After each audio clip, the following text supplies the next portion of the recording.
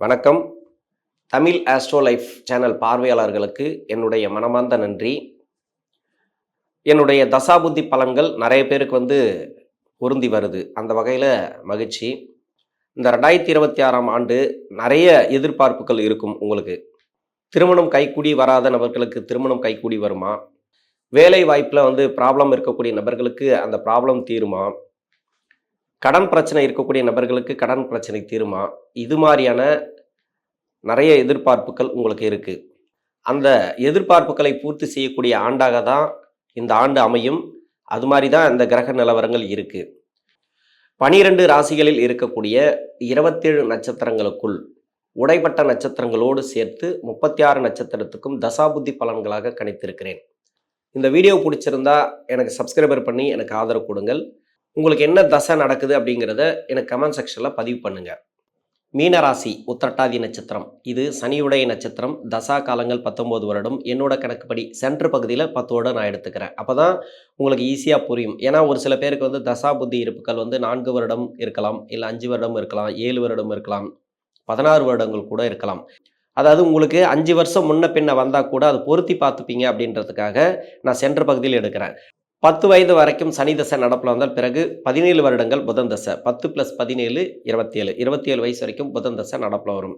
புதன் தசை நடக்கக்கூடிய நபர்கள் 16 வயசுலேருந்து 20 22 வயசு வரைக்கும் புதன் தசை அப்படின்னாக்கா ராசிக்கு 4ஆம் அதிபதி தசை, 7ஆம் அதிபதி தசை. இந்த தசை அப்படிங்கிறது உங்களுக்கு நல்ல பலன்களை கொடுக்குமா? படிக்கிற காலகட்டத்தில் எப்படி இருக்கும்? படிக்கிற காலகட்டத்தில் இப்போ ஜென்ம சனி வேறு, 4ஆம் இடத்துல குரு பகவான் இருந்து 5ஆம் இடத்துக்கு பயிற்சி ஆகிறார். இந்த வருஷத்தில் நல்லாயிருக்கும். படிப்பு ரீதியாக எடுக்கக்கூடிய முயற்சிகள் உங்களுக்கு நல்லாயிருக்கும். சிறப்பான முன்னேற்றங்கள். இது வரைக்கும் படிப்பு ரீதியாக நிறைய தொந்தரவுகள் இருந்திருக்கலாம். ஜென்ம சனியை மென்ஷன் பண்ணுறேன் அப்படின்னாக்கா, 7.5 சனி வந்துச்சுனாக்கா குரு பயிற்சி, ராகு பயிற்சி, இல்லை மற்ற மாதாந்திர கோள்கள் எதுவுமே பலன்கள் கம்மி பண்ணி தான் கொடுக்கும். மொத்தத்தையும் இந்த சனி பகவான் தான் கொடுக்கணும். அதனால் உங்களுக்கு இந்த சனி பகவானை மென்ஷன் பண்ணுறேன். இருந்தாலும் இந்த காலகட்டம் அப்படிங்கிறது சிறப்பான காலகட்டம். பின்னாடி வரக்கூடிய தசைகள் உங்களுக்கு ஒரு 30-35 வயசுக்கு மேலே, இல்லை 40 வயசுக்கு மேலே அவயோக தசைகள் அப்படி இல்லைனாக்கா கஷ்டப்படக்கூடிய ஒரு டைம் இருந்துச்சுன்னு வச்சுக்கலாம். உங்கள் ஜாதக ரீதியாக, அதாவது நீங்கள் நிறைய இடத்துல ஜாதகம் பார்த்துருப்பீங்க, ஏதோ ஒரு இடத்துல பார்த்துருப்பீங்க. இந்த ஜாதகம் நல்லா இருக்குன்னு சொல்லியிருக்கலாம் உங்கள் ஜாதகத்தை, இல்லை கஷ்டப்படக்கூடிய ஜாதகம்னு சொல்லியிருக்கலாம். எது எப்படியோ அந்த வயது காலகட்டத்தில் உங்களுக்கு கஷ்டத்தை அனுபவிக்காமல் இருக்கணும், ஒரு நல்ல முடிவு எடுக்கணும், நல்ல ஒரு பொருளாதாரத்தில் நல்ல ஒரு பிரச்சனை இல்லாமல் இருக்கணும், திருமண வாழ்க்கை நல்லா இருக்கணும் அப்படின்னாக்கா அதுக்குண்டான ஒரே ஒரு கவசம், எவ்வளோ பெரிய கஷ்டம் வந்தாலும் சரி தாங்கக்கூடிய ஒரே ஒரு கவசம் எது அப்படின்னாக்கா அந்த படிப்பு. அந்த படிப்புங்கிறது 16 வயசுலேருந்து ஒரு 20-22 வயசு வரைக்கும் தான் நீங்கள் அதை ஹேண்டில் பண்ண முடியும், எடுக்க முடியும். வேறு எப்போ எடுத்தாலும் சரி அந்த படிப்புக்கு வேல்யூ இருக்காது.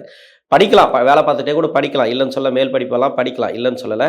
இப்போ இந்த காலகட்டம் இருக்கு இல்லையா, 16 to 22, நீங்கள் நினச்ச படிப்பு, அதாவது உங்களுக்கு விருப்பப்பட்ட படிப்பு, இதை படிச்சிடணும். இன்னொன்று அனுபவங்களை கையில் வச்சுக்கணும், நேரடியான அனுபவங்கள். அதாவது படிப்பு ரீதியாக எந்த அளவுக்கு நீங்கள் அனுபவத்தை கையில் வச்சுருக்கீங்க, அதாவது இன்றைக்கி விஞ்ஞான வளர்ச்சி எங்கேயோ போயிட்டுருக்கு, அந்த அளவுக்கு நீங்கள் டெக்னாலஜியில் நீங்கள் முன்னுக்கு வந்தால் தான், அந்த வளர்ச்சி இருந்தால் தான் உங்களுக்கு படிப்பு ரீதியாக பின்னாடி வரக்கூடிய அவயோக தசைகள் உங்களுக்கு கெடுக்காமல் இருக்கும். அதாவது எல்லாமே படித்தவங்களும் கஷ்டப்படுறாங்க, இல்லைன்னு சொல்லலை. நிறைய பேர் ஒரு கெட்ட நேரம் வந்துச்சுனாக்கா, ஒரு 7.5 சனி வந்துச்சுனாக்கா கஷ்டப்படக்கூடிய அமைப்பு வந்துடுறாங்க.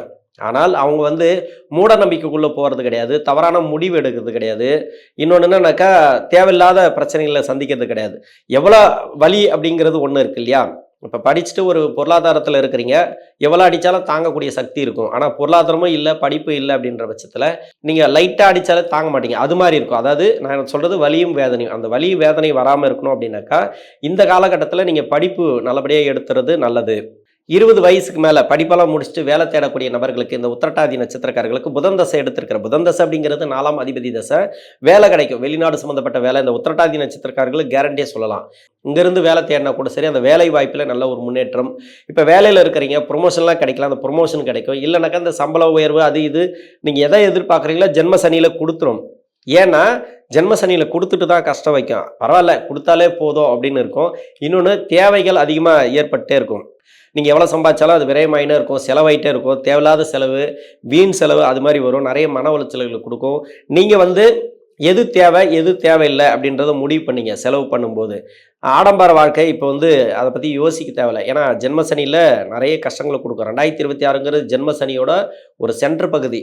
இப்போ வந்து 2025 ஜூலை மாதத்துலேருந்தே வேலைக்கு நிறைய பேருக்கு ப்ராப்ளம் வந்தது. வேலையிலேருந்து கொஞ்சம் பிரச்சனைகள் வந்தது.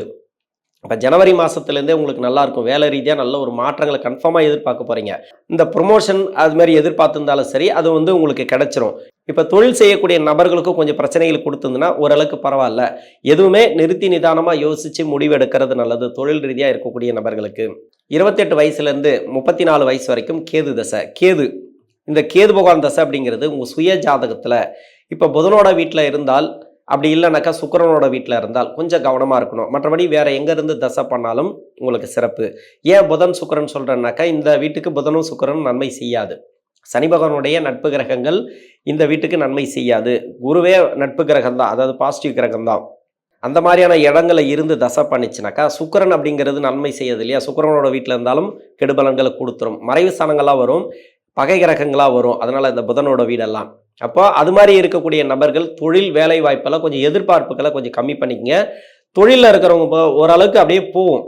பெருசாக வருமானத்தையும் எதிர்பார்க்காதீங்க, பெருசாக சேமிப்பை எதிர்பார்க்காதீங்க. வரகும் போகிறதுக்கு செலவு இப்படி தான் இருக்கும். இந்த 2026 ஒரு சில மன உளைச்சல்கள் உண்டு.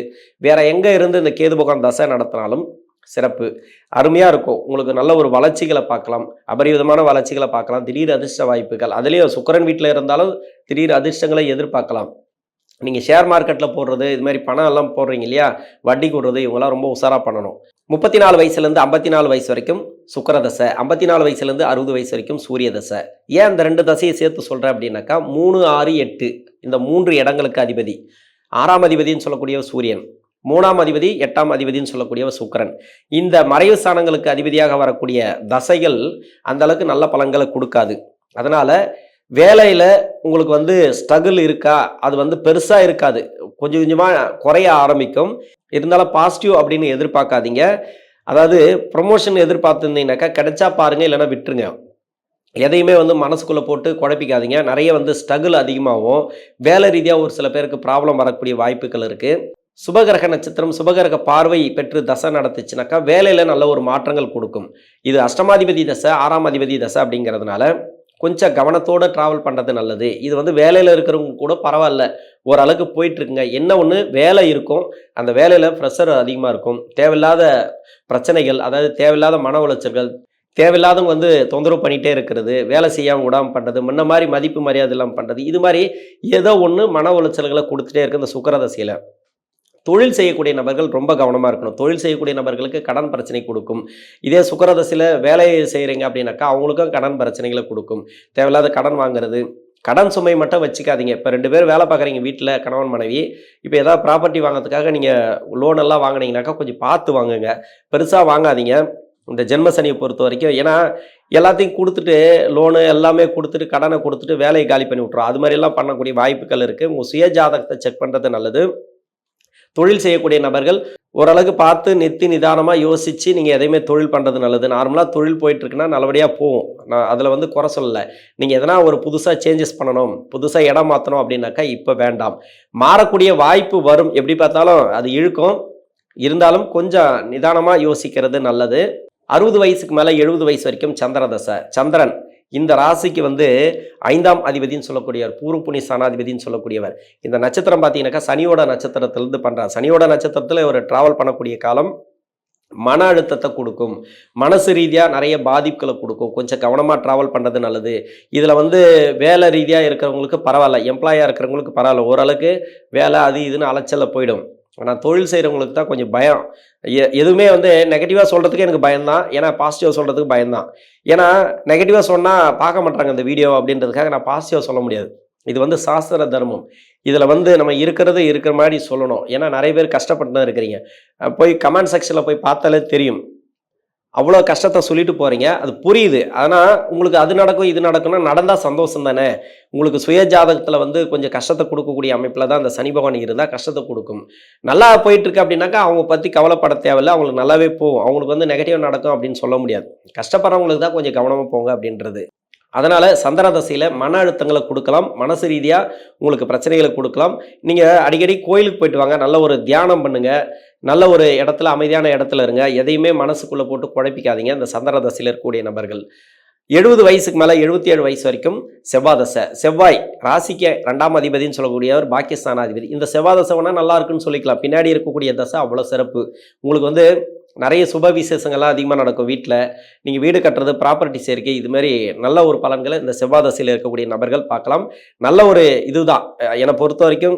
நிறைய மாற்றங்கள் பாசிட்டிவ். நீங்கள் எதெல்லாம் நீங்கள் முயற்சி பண்ணுறீங்களோ செவ்வாய் தசையில் வெற்றி வாய்ப்புகள் உண்டு. 77 வயசுக்கு மேலே 95 வயசு வரைக்கும் ராகு தசை. பின்னாடி வரக்கூடிய ராகு சனி வீட்டில இருந்து தசை பண்ணாலும் சரி, சுக்கிரனோட வீட்டில இருந்து தசை பண்ணாலும், புதனோட வீட்டில இருந்து தசை பண்ணாலும் உங்களுக்கு அந்த அளவுக்கு பாதிப்புகளை கொடுக்காது. அருமையான டைம் அப்படின்னு கூட சொல்லலாம். நோய் நொடி பிரச்சனைகள் எதுவாக இருந்தாலும் சரி, மருத்துவ செலவுகள் எதுவாக இருந்தாலும் சரி, எல்லாமே குறையக்கூடிய வாய்ப்புகள் இருக்குது. அதிகபட்சமாக உங்களுக்கு வந்து நல்ல ஒரு மனநிறைவை கொடுக்கக்கூடிய காலம். நிறைய ஆன்மீக சுற்றுலாலாம் போவீங்க. ஏன்னா ராகு தசை நடக்குது அப்படின்னாக்கா, இப்போ ராகுக்கு குரு பார்வை இருக்குது.